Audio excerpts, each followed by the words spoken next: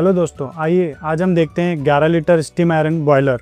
ये steam iron boiler 11 litre का है। 11 लीटर स्टीम बनाने के लिए हमको इसमें 8 से 9 लीटर पानी डालना होता है। 2 से 3 लीटर खाली रखना है क्योंकि उसमें स्टीम बनेगी। सबसे पहले हम आपको बताते हैं, यह बॉयलर पूरी मशीन ऑन करने का बटन है, उसके बाद बॉयलर ऑन करने का बटन है, उसके बाद ये सीधा प्रेस का बटन है।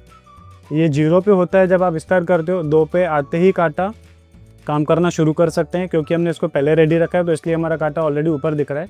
हमारी पूरी मशीन रेडी है काम करने के लिए क्योंकि हमने इसको रेडी रखा था। तो हम आपको सीधा दिखाते हैं कि स्टीम कैसे काम करती है, कितना स्पीड है।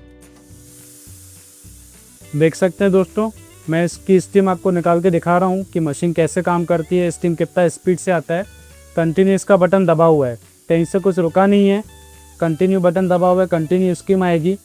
3 सेकेंड, 5 सेकेंड, 8 सेकेंड, 10 सेकेंड, आप कितनी देर भी इसको काम कर सकते हो, कहीं रुकेगी नहीं। और दूसरी इसकी अच्छी बात यह है कि इसमें स्टीम रिलीफर लगा हुआ है। स्टीम रिलीव करने के लिए इसमें एक वॉल लगा हुआ है। ओवर स्टीम होती है तो ऑटोमेटिक स्टीम लीक हो जाती है इसकी, तो कहीं से कोई खतरा नहीं है। यहाँ से स्टीम रिलीफ हो जाएगी। यहाँ से इसमें पानी भरना है, यहाँ से पानी भरेंगे 7 से 8 लीटर, 9 लीटर, और 2 लीटर इसको खाली रखेंगे स्टीम के लिए।